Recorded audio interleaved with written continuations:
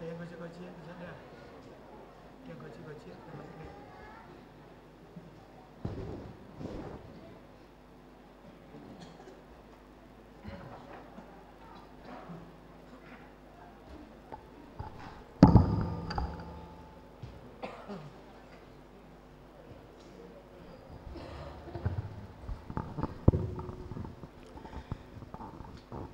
Bismillahirrahmanirrahim. Assalamualaikum warahmatullahi wabarakatuh.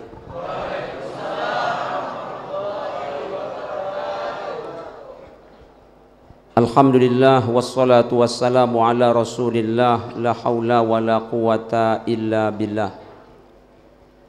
Ashhadu an la ilaha illallah wahdahu la syarikalah. Wa ashhadu anna muhammadan abduhu wa rasuluh la nabiyya ba'dah.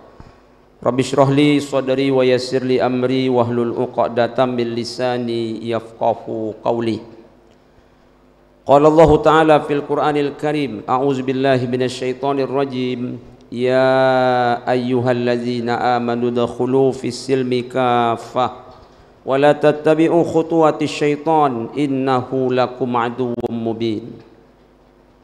Yang sama-sama kita muliakan dan semoga dimuliakan oleh Allah Ta'ala, Bapak Ketua bersama segenap pengurus Masjid Nurul Islam, yang kita muliakan dan semoga dimuliakan oleh Allah Ta'ala, seluruh pengurus GSSB Ujung Batu, yang kita muliakan dan semoga dimuliakan oleh Allah Ta'ala, orang tua kami, tokoh masyarakat, alim ulama, cerdik pandai, dan yang saya muliakan dan semoga dimuliakan oleh Allah Ta'ala, kaum muslimin, kaum muslimat, rahimani wa rahimakumullah.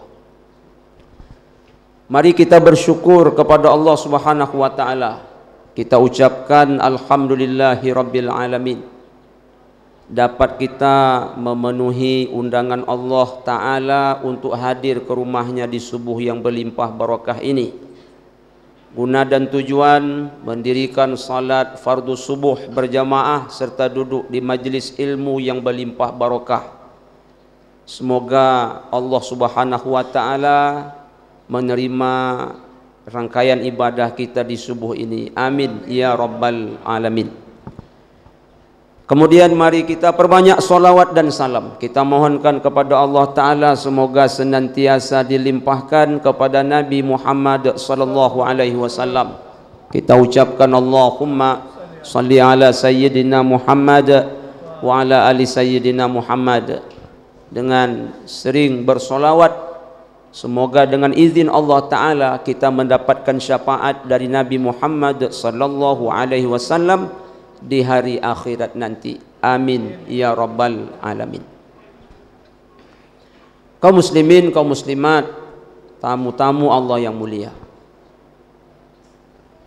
kepada kita semua diberikan oleh Allah Ta'ala nikmat yang sangat-sangat banyak. Kepada kita diberikan oleh Allah Ta'ala nikmat hidup, nikmat sehat, nikmat kuat, nikmat berkeluarga, nikmat harta. Mungkin ada di antara kita Allah berikan nikmat kedudukan, pangkat dan jabatan. Jamaah yang berbahagia, saking banyaknya nikmat itu kita tak tahu jumlahnya. Karena itu Allah berfirman dalam surah An-Nahl ayat yang ke-18, wa in ta'uddu ni'matallahi la tuhsuha. Jika kamu menghitung nikmat Allah, niscaya kamu tidak tahu berapa jumlahnya. Ternyata manusia bukan sekedar tak tahu berapa jumlah nikmat Allah kepada dirinya, tapi banyak manusia juga yang tak tahu bersyukur kepada Allah Ta'ala. Kaum muslimin, kaum muslimat, andai kita jadikan air yang ada di laut sebagai tinta, seluruh daun-daun yang ada sebagai kertas, ranting-rantingnya sebagai pena, untuk apa? Untuk ditulis nikmat-nikmat Allah itu. Habis air di laut, habis seluruh ranting-ranting yang ada, habis pula semua daun-daun kayu, maka nikmat Allah Ta'ala tetap tidak selesai untuk dicatat, sekalipun didatangkan tambahan sebanyak itu. Kaum muslimin, kaum muslimat, tamu-tamu Allah yang mulia, lalu di antara sekian banyak nikmat itu, apa yang paling besar? Yang paling besar Allah karuniakan kepada kita adalah nikmat Islam. Maka pantas kita mensyukuri nikmat yang sangat amat luar biasa ini. Dan ini adalah nikmat paling besar. Lalu bagaimana cara mensyukurinya? Semoga Allah mudahkan. Itu yang akan kita bahas dan akan kita ulang-ulang di subuh ini. Semoga bermanfaat, terlebih diridhai hendaknya oleh Allah Ta'ala. Amin ya rabbal alamin.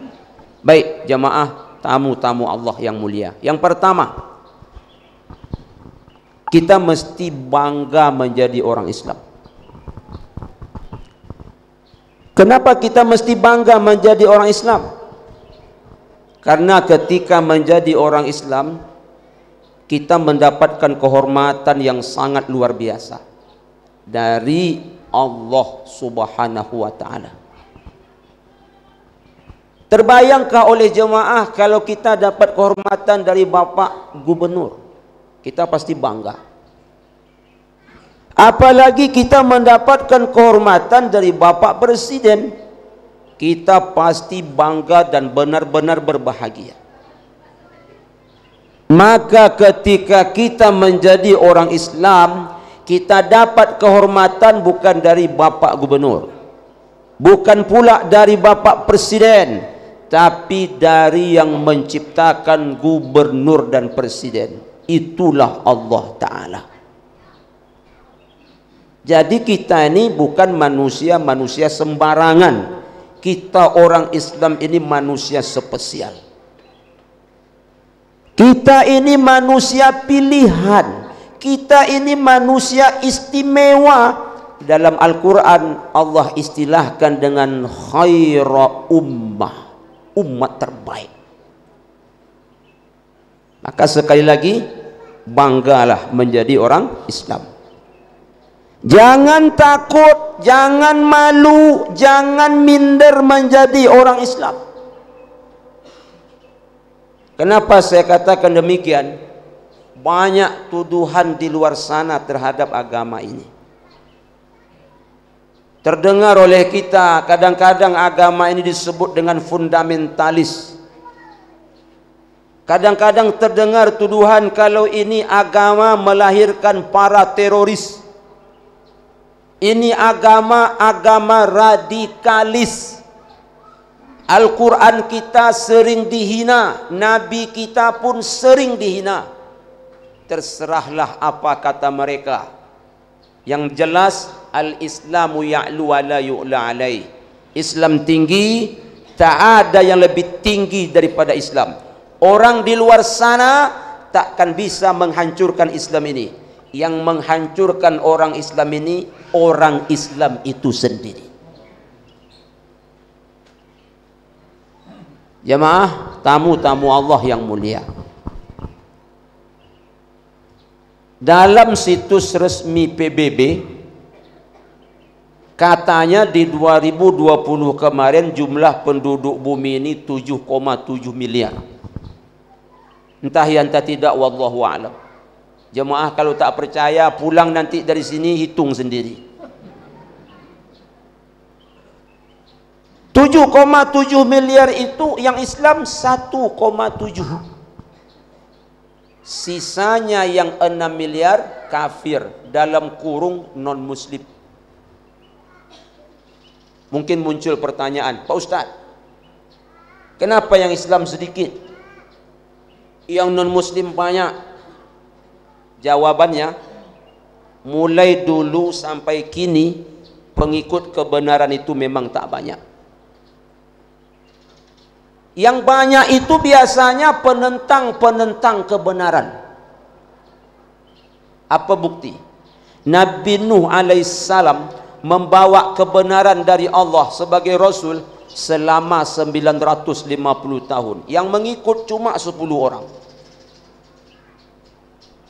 Ada riwayat menyebut 20, ada riwayat menyebut 80. Katakan 80, 20 sikit, 10 lebih sikit lagi. 80 itu tetap tak banyak. Apalagi dia menyampaikan selama 9 abad setengah, yang mengikut cuma 80, itu sedikit. Termasuk yang menentang itu siapa? Bini dan anak-anaknya. Mau bukti lagi? Turun ke bawah, yang ulul azmi saja. Nabi Ibrahim alaihissalam. Di zaman Nabi Ibrahim ada penentangnya Namrus. Mana banyak pengikut Ibrahim, pengikut Namrus. Pengikut Namrus. Yang mengikut Ibrahim tak banyak. Turun ke bawah sampai kepada zaman Nabi Musa alaihissalam. Di zaman Musa ada Fir'aun. Mana banyak pengikut Musa, pengikut Fir'aun. Fir'aun. Turun ke bawah sampai ke zaman Nabi Isa alaihissalam. Mana banyak yang mengikut Isa, yang menentang. Yang banyak yang menentang. Yang mengikut hanya 12 orang saja. Itu yang disebut dengan Hawariyun. Sampailah sekarang di bumi manapun manusia tinggal, nabinya Nabi Muhammad, titik. Yang mengikut cuma 1,7, yang 6-nya menentang semua. Bersyukurlah. 1,7 itu siapa di dalamnya? Termasuklah jemaah yang ada di Nurul Islam subuh ini. Alhamdulillah. Jemaah, kita sering mendengar nama Abu Lahab. Abu Lahab orang Arab, Nabi Muhammad orang Arab. Abu Lahab suku Quraisy, Nabi Muhammad suku Quraisy. Nasabnya sama-sama Bani Hashim. Abu Lahab paman Nabi, Nabi keponaan Abu Lahab. Abu Lahab sezaman dengan Nabi. Tapi jemaah, Abu Lahab tak dapat nikmat Islam ini. Renungi baik-baik. Abu Lahab tak dapat nikmat Islam. Yang lebih menyedihkan Abu Talib. Abu Talib orang Arab, sama Nabi Muhammad orang Arab. Abu Talib sukunya Quraisy, Nabi Muhammad suku Quraisy. Nasab sama-sama Bani Hashim. Abu Talib paman Nabi, Nabi keponaan Abu Talib. Lebih dahsyat lagi, Abu Talib 18 tahun lamanya merawat Nabi. Lebih mantap lagi, Abu Talib menjadi benteng paling kokoh melindungi perjuangan Nabi. Abu Talib lama hidup bersama dengan Nabi. Tapi tahukah jemaah, Abu Talib pun tak dapat nikmat Islam ini. Mati kafir. Begitu meninggal, iba hati Nabi. Ini orang banyak jasa. Turun ayat menghibur Nabi. Innaka la tahdi man ahbabta. Engkau Muhammad tak dapat memberi petunjuk sekalipun kepada orang yang kau cintai. Siapa kita? Kita tak ada hubungan dengan Nabi. Nabi orang Arab, kita orang ujung batu. Apa hubungannya?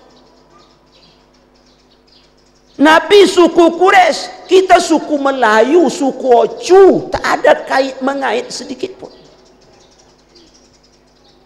Dari segi nasab kita tak ada. Dan kita tak pernah bersua Nabi kita, walaupun sebentar saja. Kita jauh di belakang beliau. Tapi agama yang dibawa Nabi, itu agama kita sampai hari ini. Itulah Islam. Alhamdulillah. Fabi ayyi ala'i rabbikuma tukadziban. Nikmat Tuhanmu yang mana lagi yang kamu dustakan? Tak pernah bertemu, jauh di belakang Nabi. Sekali lagi, itu agama kita hari ini. Agama Islam. Al-Islamu ya'lu wa la yu'la alaih. Islam tinggi, Tak ada yang lebih tinggi daripada Islam. Itu yang Allah anugerahkan kepada kita.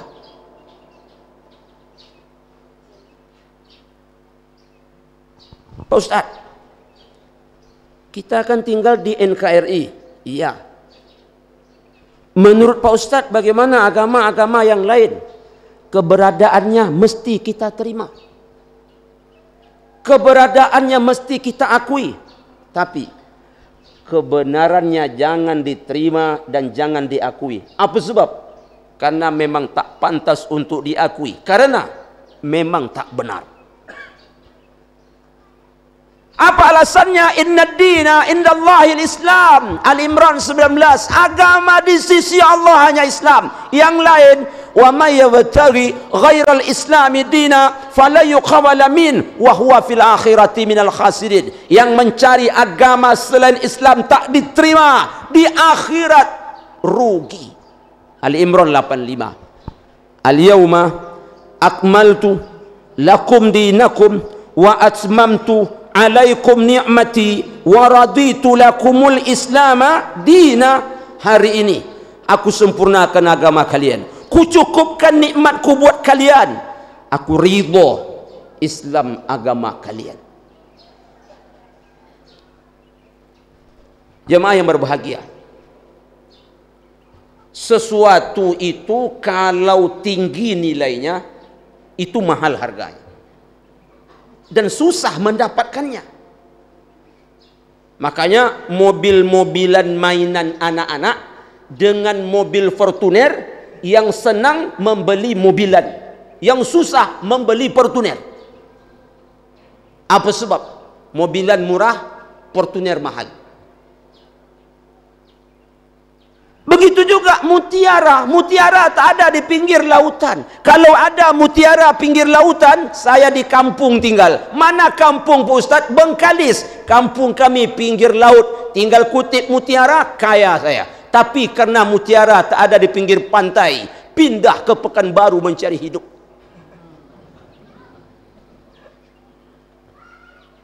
Lalu di mana mutiara itu Pak Ustaz? Mutiara di dasar lautan yang dalam. Untuk mendapatkannya mesti ahli menyelam, bahkan pakai alat bantu, taruhannya nyawa. Itu pun belum tentu dapat. Islam jauh lebih tinggi dari intan, mutiara dan apapun namanya. Tetapi alhamdulillah kita mudah mendapatkannya. Apa bukti? Lahir tahu-tahu sudah Islam. Bersyukurlah. Tak keluar keringat kita setetes pun untuk mendapatkan Islam ini.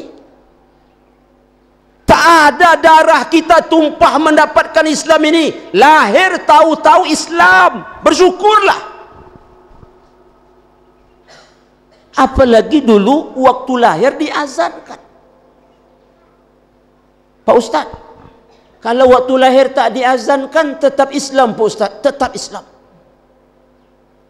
Cuma kepada yang bakal akan punya anak, pas lahir nanti, azannya pelan-pelan aja. Angkat bayi itu, arahkan ke telinga kanannya. Allahu Akbar, Allahu Akbar, Allahu Akbar, Allahu Akbar, sampai selesai. Jangan azan seperti Masjid Nurul Islam pula. Tarik nafas, Allahu Akbar, Allahu Akbar, pekak budak tu, sehingga orang rumah sakit keluar semua menuju ke masjid. Disangka waktu zuhur dah masuk, tengok baru jam 9. Gara-gara azan abang tadi. Semangat betul. Mentang-mentang lahir waktu subuh pakai as-salatu khairum minan naum pula. As-salatu khairum minan naum. Bertanya bininya, kenapa pakai as-salatu khairum minan naum bang? Kan subuh lahirnya. Oh begitu kata bininya. Ada lebih bahaya lagi. Bayi itu nangis, ayahnya nangis. Tak diam-diam bayi itu. Ayahnya pun tak pakai diam. Makin kuat tangis anaknya, makin kuat tangis ayahnya. Kata bininya, azankanlah bang. Kenapa bang menangis? Abang tak pandai azan deh. Kiamat, kiamat. Tapi tetap jemaah, sahabat dulu susah mendapatkan Islam ini. Ada yang mendapatkan Islam ini berpisah dengan istrinya. Ada yang mendapatkan Islam ini berpisah dengan abang adiknya. Lebih menyedihkan lagi, untuk mendapatkan Islam ini berpisah dengan ayah bundanya. Ada yang berpisah dengan tanah, tumpah darahnya, bahkan berpisah nyawa dan badannya. Begitu sahabat dulu mendapatkan Islam ini. Saya ulangi, kita lahir tahu-tahu sudah Islam. Siapa contohnya Pak Ustaz? Banyak. Di antaranya salah satunya Mus'ab bin Umair. Dia ini 15 tahun lebih muda daripada Nabi. Nabi kita Muhammad lahir 570 atau 571, Mus'ab lahir 585. Nama ayahnya Umair bin Hasim. Nama ibunya Khunnas binti Malik. Jemaah, Mus'ab bin Umair, ayah dan ibunya ini orang kaya.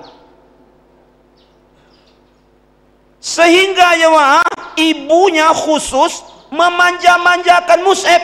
Mus'ab bermanja dengan ibunya. Anak orang kaya.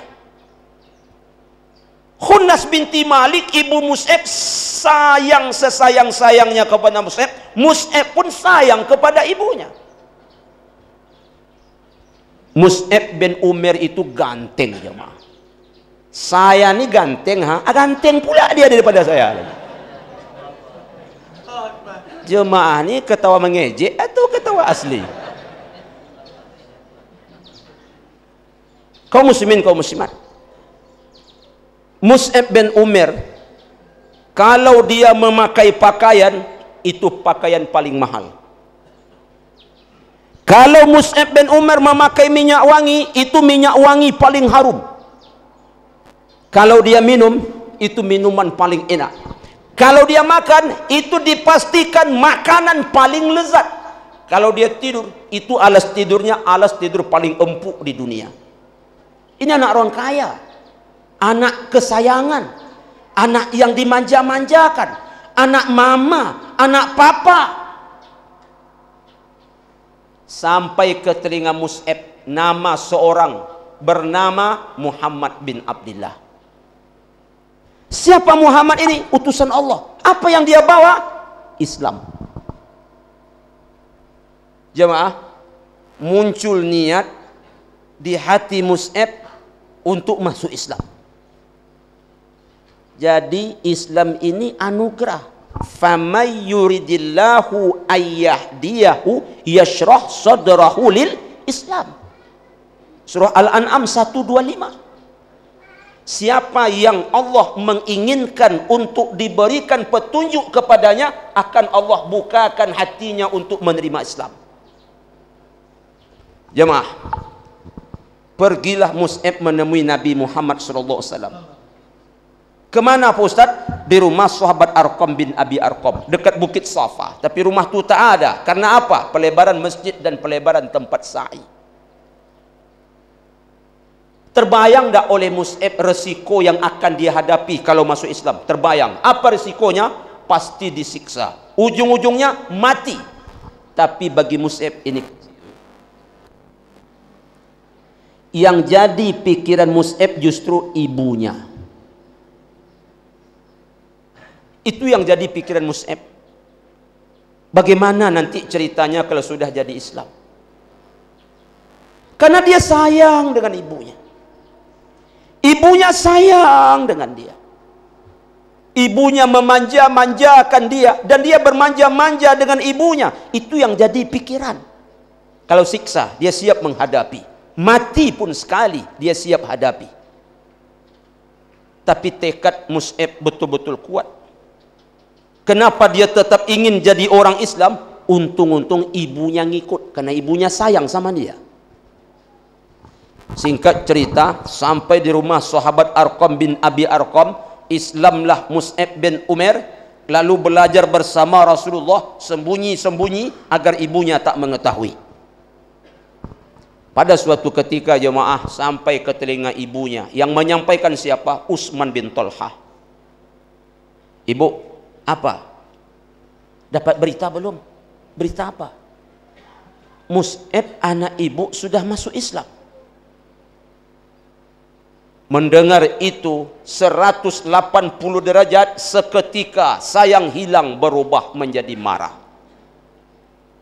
Ampere panas, ibunya naik langsung. Tegak ibunya di pintu menunggu Mus'ab pulang.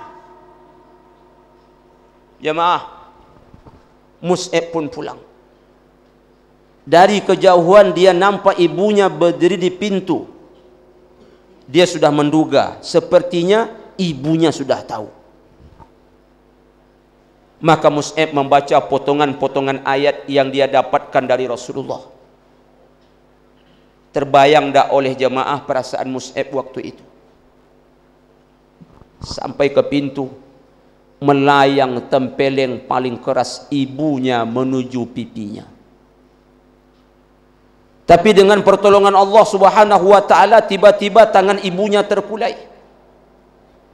Oleh Mus'ab dipeluk ibunya, karena dia sayang sama ibunya. Dan dia berharap dengan cara ini ibunya lembut hatinya lalu mengikutnya untuk masuk Islam. Tapi apa kata ibunya? Lepaskan. Ibunya masuk ke dalam rumah mencari gunting. Untuk apa gunting tersebut? Sebagai bentuk protes, dia gunting rambutnya sendiri. Mungkin juga menarik hati Mus'ab supaya iba, lalu dia tinggalkan Muhammad, kembali bersama ibunya. Tapi Mus'ab sudah kuat. Akhirnya jemaah, ibu Mus'ab, Khunnas binti Malik, membuat kandang dari besi. Dimasukkan Mus'ab ke dalam kandang, dijemur berhari-hari di bawah terik paras matahari Mekah sampai 50 derajat Celcius panasnya jemaah. Kita di ujung batu 40 sudah tak tahan. Dijemur Mus'ab. Apa yang terjadi? Ini anak muda sebelum masuk Islam, pakaiannya pakaian paling mahal. Setelah masuk Islam, dicopot ibu seluruh pakaiannya. Ini anak muda sebelum masuk Islam, minyak wanginya minyak wangi paling harum jemaah. Setelah masuk Islam, sekarang tubuh itu membusuk. Kenapa busuk Pak Ustaz? Terlalu banyak keringat mengalir dan tak pernah disiram air. Ini anak muda sebelum masuk Islam, minumannya minuman paling enak. Setelah masuk Islam, wahai jamaah, kerongkongan itu terbakar menahan haus. Ini anak muda sebelum masuk Islam. Kalau dia makan, makanannya paling lezat di dunia. Tapi setelah masuk Islam, perutnya kosong. Dia lawan lapar jamaah. Ini anak muda sebelum masuk Islam, alas tidurnya alas tidur paling lembut di dunia. Sekarang di mana dia tidur jemaah? Di atas pasir melawan dinginnya malam. Bagaimana Mus'ab menghadapi ini semua? Dia bahagia. Demi Allah, Mus'ab bahagia. Kenapa Mus'ab bahagia? Hanya nikmat-nikmat kecil yang meninggalkan dia. Apa yang sekarang Allah berikan kepadanya? Nikmat paling besar yang takkan pernah terbeli oleh dunia dan isinya, Islam. Hibur kesedihan kita dengan nikmat ini. Karena hidup di dunia kita pasti diuji. Agar hilang sedih, tengok nikmat-nikmat yang masih Allah berikan kepada kita. Dan tak ada penghibur yang lebih hebat daripada Islam yang telah Allah anugerahkan kepada kita. Itulah Mus'ab. Kalau kita sambung cerita Mus'ab, ketika perang Uhud, bendera perang Rasul percayakan dia memegang. Orang kafir Quraisy ketika itu bernafsu ingin bunuh Mus'ab. mereka berhasil. Tangan kanan yang memegang bendera itu diputuskan oleh musuh, bendera terjatuh. Dia tak biarkan bendera bertuliskan kalimah la ilaha illallah Muhammadun Rasulullah berada di atas tanah, walaupun itu tanahnya Madinah. Dia rebut pakai tangan kiri. Datang musuh menebas tangan Mus'ab yang di sebelah kiri, bendera terjatuh. Dia rebut dengan sisa tangannya, dia letakkan ke dadanya. Musuh begitu bernafsu membunuh Mus'ab, ditombak dada Mus'ab, tembus ke belakang, gugur di medan tempur di Bukit Uhud sebagai seorang syahid. Setelah perang selesai, dikumpulkan jenazah para sahabat. Ketika menengok jenazah Mus'ab bin Umair, pecah tangis Rasulullah sallallahu alaihi wasallam. Kenapa tidak? Ini anak orang kaya yang dulunya tak pernah kekurangan pakaian. Tapi begitu menghembuskan napas terakhir, tak cukup kain kafan untuk menutup sekujur tubuhnya. Ditarik ke atas supaya tertutup muka, terbuka kakinya. Ditarik ke bawah supaya tertutup kaki, terbuka wajahnya. Apa kata Rasul kepada para sahabat? Ambil rumput-rumput izkir wahai sahabat. Tutup mayat Mus'ab bin Umair dengan rumput. Sesusah-susahnya kita jemaah, tak pernah di antara saudara kita yang telah meninggal kita tutup dengan rumput. Tapi begitulah sahabat dulu mendapatkan Islam ini. Untuk itu jaga agama ini baik-baik. Jemaah saudaraku rahimakumullah. Lalu cara berikut bagaimana kita untuk mensyukuri nikmat Islam ini? Setelah kita bangga dan bahagia menjadi orang Islam, dan itu sangat beralasan karena yang paling besar Allah berikan. Yang kedua, bela agama Allah ini. Ya ayyuhalladzina amanu in tansurullaha yansurkum wa yutsabbit aqdamakum. Wahai orang beriman, jika kamu tolong ini agama Allah, Allah akan tolong kalian. Jemaah, kata Kiai Haji Ahmad Dahlan, beliau memang adalah pendiri Muhammadiyah. Islam tak akan hilang dari bumi, tapi takkan jamin Islam akan tetap ada di negeri ini. Apa yang dikatakan Kiai Haji Ahmad Dahlan saya metujui, dan gelagat-gelagat itu nyata pada hari ini. Singapura dulu jumlah umat Islam 97% jemaah, sekarang tinggal 13%. Filipina itu dulu jumlah umat Islam 100%. Saya ulangi, 100%. Sekarang tersisa 7% saja. Dulu Islam di Indonesia 95, turun 90, lalu 85, sekarang tinggal 82% saja.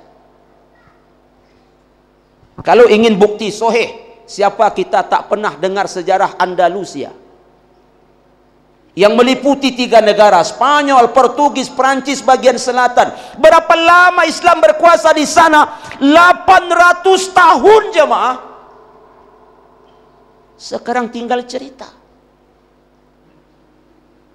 Renungi ini, 800 tahun bisa tinggal cerita. Malam itu sang sultan, siapa namanya, Abdullah Muhammad bin Al-Ahmar, diusir dari Alhambra. Diusir malam-malam itu juga. Kenapa tak pagi saja Pak Ustaz? Menurut mereka kelamaan kalau pagi. Mesti keluar malam itu juga. Siapa yang mengusir? Raja Ferdinand bersama Ratu Isabella. Apa kata ibunya? Jangan kau keluar nak. Lawan mereka. Lawan sayang, lawan. Jangan kau tinggalkan Alhambra. Ketika kau meninggalkan Alhambra, berarti kau meninggalkan Islam. Tapi tahukah jemaah, kenapa Islam tinggal cerita di sana? Kena penyakit wahan, cinta dunia, takut mati. Sehingga Abdullah Muhammad bin Al-Ahmar tak mendengar kata ibunya. Dia keluar, diiringi oleh ibunya. Dia naik ke tempat yang agak tinggi, dia tengok Alhambra, pecah tangis, basah jenggotnya. Menengok Alhambra yang telah dia bangun, tanda kejayaan umat Islam. Apa kata ibunya? Menangislah kau nak seperti perempuan, habiskan seluruh air matamu. Kau tak pantas lagi menjadi seorang lelaki perkasa. Apa yang terjadi setelah itu? Umat Islam di Andalusia diberi 3 pilihan. 1, tinggalkan Andalusia. Yang kedua, tetaplah di Andalusia tapi pindah agama, murtad. Yang ketiga, kalau tetap di Andalusia dan tetap jadi orang Islam, berarti memilih mati. Tahukah jemaah apa pilihan terbanyak? Bukan tetap di Andalusia dan tetap menjadi Islam, karena resikonya mati. Dan mereka bukan meninggalkan Andalusia, resikonya miskin. Sedangkan mereka kena penyakit wahan, cinta dunia, takut mati. Apa pilihan terbanyak? Tetap di Andalusia dan murtad. Jangan main-main jemaah. Untuk itu tolong agama ini. Kaum muslimin, kaum muslimat. Lalu pertanyaannya, bagaimana cara menolong agama Allah ini? Yang pertama, duduk di majelis ilmu. Bersyukur, alhamdulillah, kita pohonkan kepada Allah, GSSB Ujung Batu masih ada sampai hari ini, dan bahkan semakin banyak, alhamdulillah. Pertahankan sampai ke akhir hayat dan istiqamahlah demi Allah. Ini cara menolong agama Allah. Apa alasan? Dulu Rasul menghidupkan agama ini di rumah Arqam bin Abi Arqam, di Madinah, di Masjid Nabawi, di kampus kerasulan, di meja kenabian. Siapa dosennya? Nabi Muhammad. Siapa para mahasiswanya? Itulah sahabat. Kalau tidak dengan cara itu, belum tentu Islam sampai ke Ujung Batu sampai hari ini. Islam tak datang menggolek-golek begitu saja, tapi diperjuangkan oleh orang dulu. Ingin Islam sampai ke anak cucu kita, perjuangan kita pula pada hari ini. Di antaranya, duduk di majelis ilmu. Apa hubungannya? Majelis ilmu mengkaji tentang Islam. Sehingga ketika kita duduk di majelis ilmu, kita kenal dengan Islam, lalu sayang dengan Islam, lalu cinta dengan Islam. Kalau seorang sudah cinta, bukankah dia rela berkorban untuk yang dia cintai? Begitu kalau orang sudah cinta, dia rela berkorban. Jadi tak salah pepatah mengatakan tak kenal maka tak sayang maka tak cinta. Duduk di majlis ilmu untuk mengenal, untuk melahirkan rasa sayang dan untuk melahirkan cinta kepada Islam ini. Jemaah, hafal kita siapa itu Imam Al-Bukhari, Imam Muslim. Asal terdengar ustaz ceramah baca hadis, Imam Bukhari, Imam Muslim, Imam At-Tirmizi, Imam An-Nasai, Imam Abu Daud dan lain-lain sebagainya. Siapa mereka? Orang yang hafal banyak hadis, bahkan mengarang kitab hadis, tapi mereka masih mencintai majlis ilmu. Guru mereka ribuan banyaknya.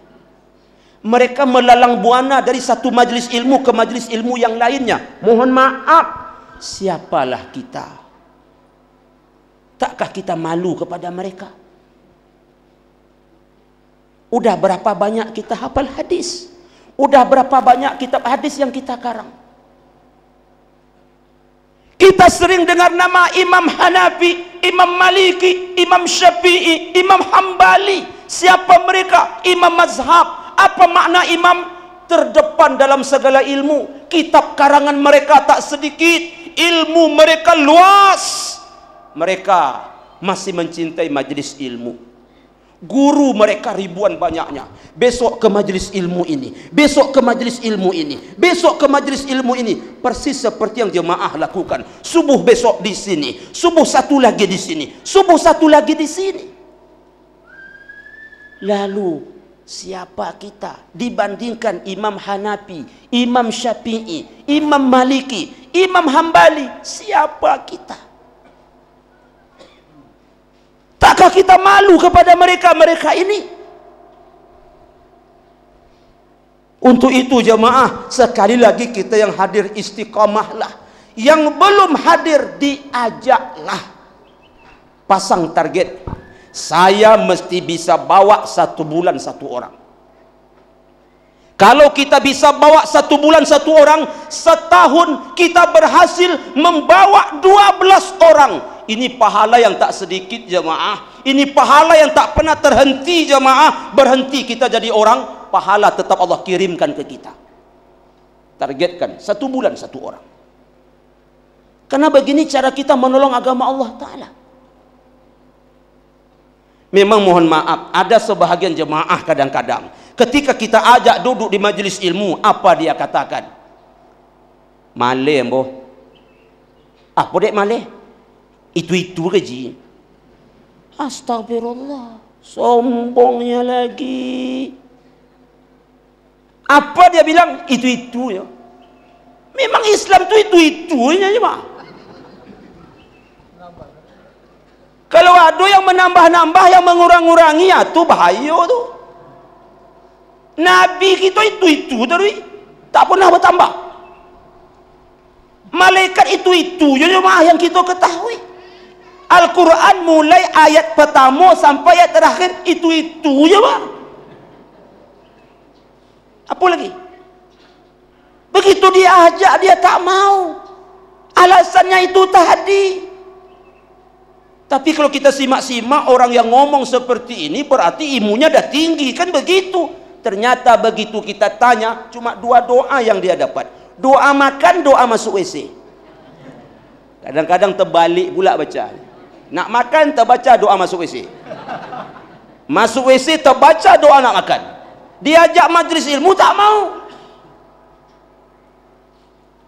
Saya katakan kepada jemaah, walaupun 1 kaji ustaznya itu aja, 2 jemaah udah mengamalkan, 3 udah istiqamah pula lagi, majlis ilmu jangan tinggalkan. Ilustrasinya seperti ini. Saya tinggal di Jalan Raja Wali Sakti, Panam. Tempat saya 4 gereja dekat-dekat besar-besar. Kalau hari Ahad seperti ini, begitu mereka datang ke gereja ramai-ramai, lain perasaan ini. Ada risau, ada takut, apalah yang mereka bicarakan. Ada kerisauan. Mungkin begitu pula mereka kalau menengok kita ramai-ramai seperti ini. Menengok ramai penuh ini jalan ujung batu, pergi subuh Ahad, nampak oleh mereka, agak ciut juga nyalinya. Atau mungkin segan mereka. Kenapa kita ramai? Tapi coba kalau jemaahnya 4 orang saya. Di tiang ni 1 teleng kepala ke kiri. Di tiang ni 1 teleng kepala ke kanan. Di tiang tu 1 tertunduk aja nya. Di tiang tu 1 atengada. Lewat orang itu, apa dia bilang? Iko sodoy. Alah, kecil. Diejek nyawa, tak ada harga kita. Ini saya kasih contoh lagi jemaah. Umpamanya Masjid Nurul Islam ini punya klub poli, tapi dengan catatan umur 50 tahun ke atas. Kemudian Masjid Abang Dah Haji saya, apa nama Masjid Abang Dah? Al-Hidayah, punya klub poli juga, tapi apa syaratnya tadi? Usia 50 ke atas. Bertandinglah menyambut bulan puasa. Apa pertandingannya? Bola poli. Klub poli Masjid Nurul Islam Sepatu pemainnya seragam semua, celana seragam, baju seragam. Begitu pergi bertanding lawan jemaah Masjid Pak Haji, supporternya apa jemaah? Seluruh jemaah hadir. Lalu bapak-bapak umur 50 ke atas yang masuk ke lapangan tadi, sampai ke lapangan melompat dia. Bola belum datang lagi dah melompat dia. Kepalanya digini-gini kan. Net tuh dia lompat-lompatnya. Begitu dikasih bola voli, ditamparnya bola tuh. Ciut enggak pemain Masjid Pak Haji menengok? Ciutnya liang. Wah, ini katanya. Takut dia nengok. Mentalnya dah kena duluan. Padahal kalau main usahakan servis belum tentu sampai lagi. Tapi mental dah kena. Tapi coba kalau yang datang cuma 6 orang tu saja, supporter satu pun tak ada. Sepatu koyak, celana koyak, baju koyak. Begitu masuk lapangan, ono ajonya. Hilang kepala nayok bau takui. Apa kata pemain voli Masjid Pak Haji? Alah, kecil begini. Kira-kira begitu jugalah. Kalau kita ramai, muncul semangat. Yang kedua, bagaimana cara menolong agama Allah ini? Sudah dituntut ilmu itu diamalkan. Diamalkan. Itulah maksud ayat in tansurullah yansurkum. Coba tengok dalam tafsir Ibnu Katsir. Apa maknanya? Tegakkan syariat Allah. Kalau kita amalkan perintah Allah, agama itu benar-benar hidup. Dan begitu cara menolong agama Allah. Apalagi solat disebut dengan tiang agama. Kalau kita tegakkan, tegak agama. Kalau kita tinggalkan, runtuh agama. Apabila tak diakui kewajiban solat, orang ini bukan sekadar meruntuhkan agama, orang ini tak beragama. Bahkan hadis Nabi, sepakat 4 imam mazhab, man taraka salata muta'ammidan faqad kafara jiharan. Siapa meninggalkan solat terang-terangan, dia tak akui itu kewajiban salat, bukan sekedar merobohkan agama. Ini orang tak beragama lagi. Tapi ingat, ketika kita mengamalkan ilmu, bukan hanya ritual saja. Itu dah jelas nomor 1 itu. Tapi yang tak kalah penting, mengamalkan agama. Karena ingin menolongnya, orang Islam mesti berakhlak. Krisis akhlak inilah kita sekarang. Mulai orang paling atas sampai orang paling bawah. Orang paling bawah maklumlah, nama orang bawah. Ini orang atas pula. Harusnya ngasih contoh, ditiru, justru tak bisa memberi contoh dan tak bisa untuk ditiru. Itu sebab apa? Sekuler, memisahkan agama dan dunia. Usahakan yang Islam, non-Islam pun saya yakin pasti menurut mereka manusia yang baik itu manusia berakhlak. Pasti itu. Usahakan wahyu lagi, akal saja mengatakan siapa manusia yang baik, manusia yang berakhlak. Apalagi wahyu, apa bunyi hadis? Akmalul mu'minina imanan ahsanuhum khuluqan. Orang yang paling sempurna imannya, orang yang paling baik akhlaknya. Maka semakin baik akhlak seseorang, maka akan semakin tertolong agamanya. Apa bukti? Dulu orang non-muslim masuk Islam bukan tertarik kepada ibadah Nabi, tapi kepada akhlak Nabi. Iya kan? Dan Allah pun memuji akhlak Nabi. Apa bunyi ayat? Wa innaka la'ala khuluqin azim. Engkau wahai Muhammad punya budi pekerti yang luar biasa. Jemaah, makanya ingat, Nabi tak salah jawab. Ya Rasulullah, ya, ada seorang wanita, lelaki ya juga ini. Mengapa dia? Ibadahnya luar biasa, solatnya luar biasa, sedekahnya luar biasa, semua luar biasa ya Rasulullah. Tapi dia menyakiti si A, si B, si C. Di mana tempatnya? Neraka. Rasul ditanya lagi, ada seseorang ya Rasulullah, mengapa dia? Ibadahnya biasa-biasa saja. Maknanya tak ada mengerjakan yang sunat, cuma yang wajib. Tapi akhlaknya bagus. Tempatnya di mana ya Rasulullah? Surga. Apa makna hadis? Ibadah kita sendiri yang menikmati. Setaat apapun kita, orang tak menikmati ketaatan kita. dan maaf. Kalau kita berdosa kepada Allah, ampunan Allah lebih besar daripada dosa kita. Pertanyaan, siapa yang menikmati akhlak kita? Siapa yang menikmati akhlak kita? Di samping kita, semua orang. Iya kan? Kalau rusak akhlak kita, yang rusak bukan hanya kita, kadang-kadang juga membuat rusaknya orang. Dan kalau sudah rusak hubungan, minta maaf kepada orang lebih susah daripada minta ampun kepada Allah. Jadi Rasul tak salah jawab. Contoh realita seperti ini. Ini contoh ya.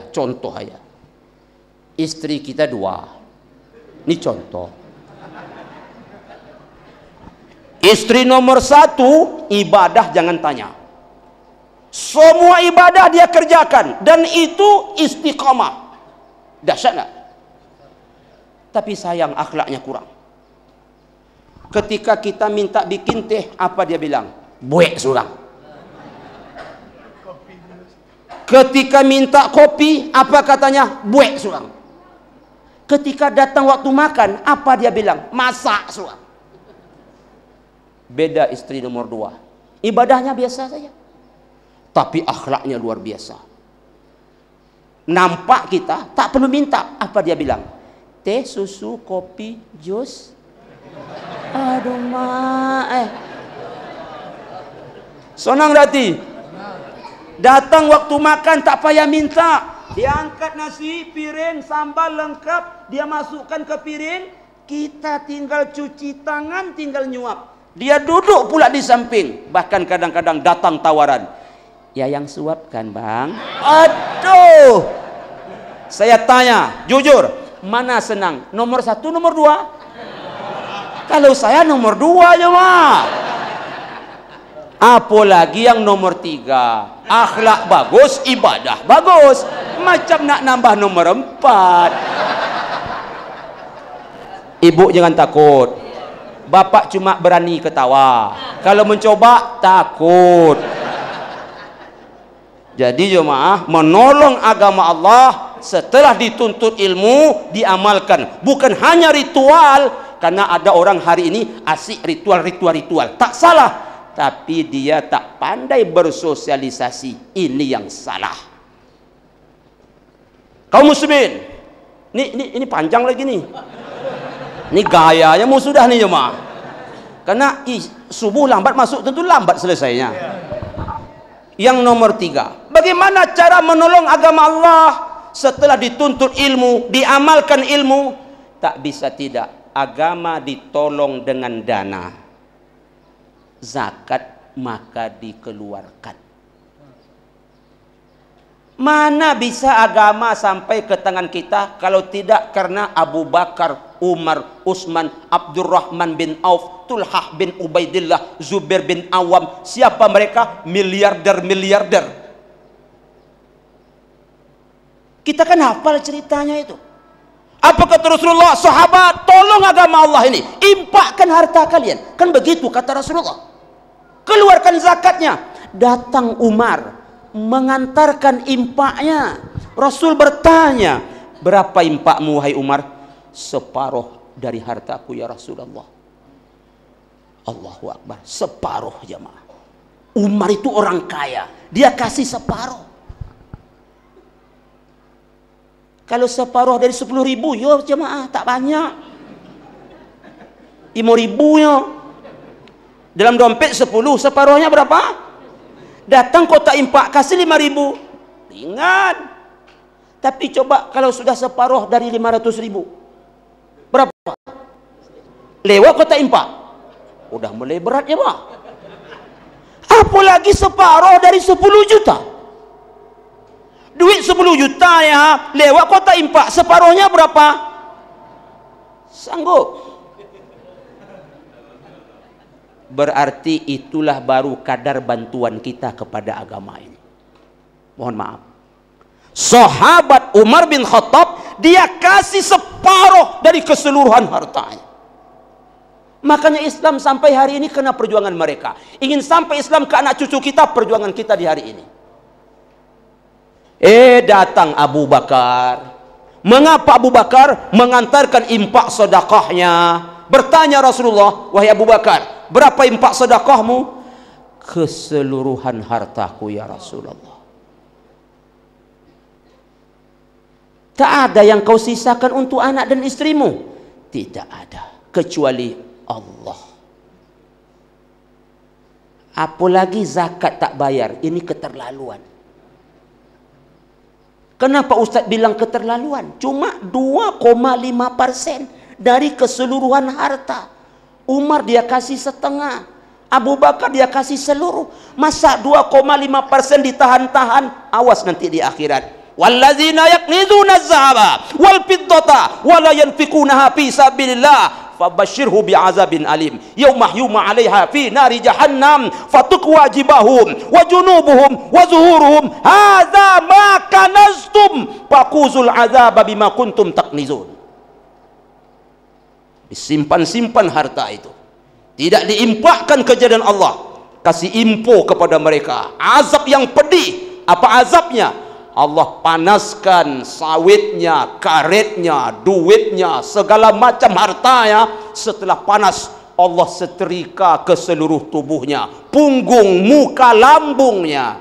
Apa kata Allah? Ini harta yang kau simpan dulu.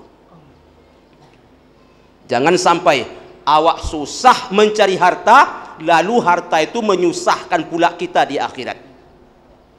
Silakan bersusah-susah mencari harta, tapi dia untuk menyenangkan kita, bukan untuk kita pribadi. Maksud saya untuk kita sekeluarga di akhirat sana. Dengan cara perhatikan haulnya, perhatikan nisabnya. Kalau dua-duanya sudah sampai, keluarkan zakat. Ini ada pula tak pernah sampai haul, kan aneh itu. Saya Pak Ustaz tak bisa bayar zakat Pak Ustaz. Kenapa? Tak sampai haulnya Pak Ustaz. Aneh pula itu. Saya tak bisa bayar zakat Pak Ustaz. Kenapa tak bisa bayar zakat? Nisabnya tak sampai-sampai Pak Ustaz. Ayolah, asal nak sampai jangkau bayar zakat, boleh lu sawit baru lagi. Asal nak sampai jangkau bayar zakat, boleh lu putunir baru lagi. Awas nanti di akhirat. Jamaah, Utsman bin Affan ketika pelebaran Masjid Nabawi di zamannya, berapa impaknya? 25.000 dinar. Kalau sekarang kurang lebih 100 miliar. Penaklukkan kota Mekah, berapa impak Utsman? 10.000 dinar. Ketika perang Tabuk, berapa impak Utsman? 950 ekor onta, 50 ekor kuda, genap 1.000 ditambah dengan 10.000 dinar, ditambah dengan 85,33 kilogram emas. Abdurrahman bin Auf begitu juga di saat perang. Perang itu menolong agama Allah jamaah. Dia berikan impak, kalau diduitkan zaman sekarang hampir 36 triliun jemaah. Tolhah bin Ubaidillah, ini pedagang sukses, satu di antara 10 sahabat dijamin masuk surga. Dapat untung sehari itu 17.000 dinar, dibawa duit itu pulang. Matahari pun tenggelam, malam itu tak nyaman dia tidur. Kenapa tak nyaman tidur? Risau duit ini kalau sampai pagi di rumahnya. Risau dia, kalau duit ini sampai pagi di rumah dia. Dia panggil istrinya, cari bungkus-bungkus, masukkan dalam bungkus, malam ini menjelang pagi harus dibagi semua. Kita kan tidak bisa seperti itu. Seperti kita sajalah. Ini seperti itu tak bisa, seperti kita pun kita tak bisa. Nak seperti apa? Terakhir, setelah tuntut ilmu, amalkan ilmu, tolong agama Allah ini dengan dana, harta maksudnya, karena Allah berfirman, wajahidu bi amwalikum wa anfusikum fi sabilillah. Banyak ayatnya jemaah. Asal jihad kawannya amwal anfus. Coba tengok dalam Al-Quran. Asal jihad amwal anfus. Yang terakhir dengan jiwa. Apa maknanya dengan jiwa? Kalau keadaan sudah sangat amat darurat, tak bisa kita lagi menjalankan syariat, kita diperangi, itu pun jangan dulu. Coba berunding dulu. Sudah berunding pun tak bisa, tetap kita diperangi. Waqatiluhum fi sabilillahil ladzina yuqatilunakum. Begitu kata Allah dalam surah Al-Baqarah ayat 143 kalau tak salah. Kalau dah melampau-lampau mereka kepada kalian, diperanginya kalian, inilah opsi terakhir membela agama Allah. Kita terjun di medan tempur, berjihad melawan musuh li'a'la kalimatillah la ilaha illallah Muhammadun Rasulullah. Saya katakan, semoga yang terakhir ini jangan terjadi. Enggak? Ustaz kau bilang begitu, awak penakut ya mak. Yang marah ya. Kita slogannya iskariman au mut syahidan. Iyo nak. Bangun subuh tak kuat. Nak iskariman au mut syahidan juga, tapi tak apalah. Tapi tidak apa. Slogan itu penting jemaah. Slogan itu perlu. Tapi yang lebih perlu lagi teraplikasi dalam perbuatan kita sehari-hari. Kita ingin agama ini tetap ada dan negeri ini tetap damai, hidup berdampingan dengan yang lain. Jemaah saudaraku rahimakumullah, ini tausiah singkat yang bisa kita sampaikan di subuh yang berlimpah barokah ini. Semoga semua kita dalam keadaan sehat walafiat, selalu berada dalam naungan dan ridho Allah Ta'ala. Allah sampaikan usia kita ke bulan Ramadan, dan bulan Ramadan nanti mari kita tingkatkan amal ibadah kita. Terima kasih atas segala perhatian. Mohon maaf banyak kekurangan. Kita tutup dengan doa kafaratul majlis. Subhanakallahumma rabbana wa bihamdika asyhadu an la ilaha illa anta astaghfiruka wa atubu ilaih. Billahi taufiq wal hidayah. Wassalamu alaikum warahmatullahi wabarakatuh.